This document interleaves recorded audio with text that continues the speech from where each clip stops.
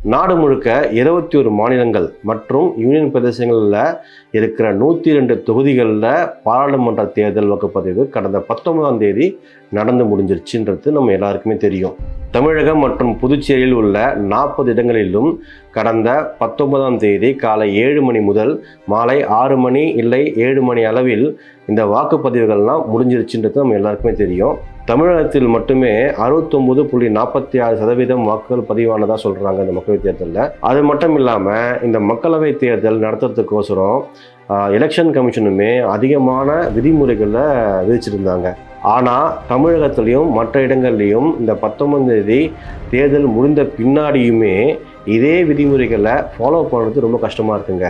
தேர்தல் நடக்கிறதுக்கு முன்னாடியும் பார்த்திங்கன்னா இந்த விதிமுறைகள்னால பல சிறு குறு தொழில்கள் பண்ணுற மக்கள் பெரிதளவில் பாதிக்கப்பட்டாங்க. யாராக இருந்தாலுமே குறிப்பிட்ட அளவுக்கு மேலே காசை கொண்டு போகக்கூடாது, அதுக்கு உண்டான ஆவணங்கள் கரெக்டாக இருக்கணும்.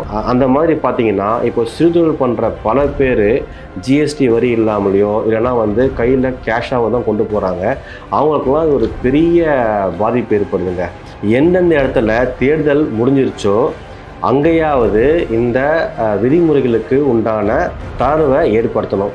இந்த தளர்வு ஜூன் 4 வரைக்கும் நீடிக்கும்னு சொல்லியிருக்காங்க. இந்த மாதிரியே நீடிச்சதுன்னா அதிகமாக பாதிக்கப்பட போகிறது நான் முன்னாடியே சொன்ன மாதிரி சிறு தொழில் பண்ணுறவங்க தாங்க. இதே கருத்தை முன்னிறுத்தி திமுகவுடைய வழக்கறிஞரும் மற்றும் எம்பியுமான திரு வில்சன் அவர்கள் நம்முடைய அரசாங்கத்துக்கு ஒரு மனுவை போட்டிருக்காரு. அந்த மனு பிரகாரம் எந்தெந்த இடத்துல தேர்தல் முடிவடைஞ்சிருச்சோ அந்த இடத்துல தேர்தல் விதிமுறைகளுக்கு தளர்வு கொடுக்கணும்னு சொல்லிட்டு அரசாங்கத்தை கேட்டிருக்காரு. நானும் இதே கருத்துக்கு சப்போர்ட் பண்ணுறேன்.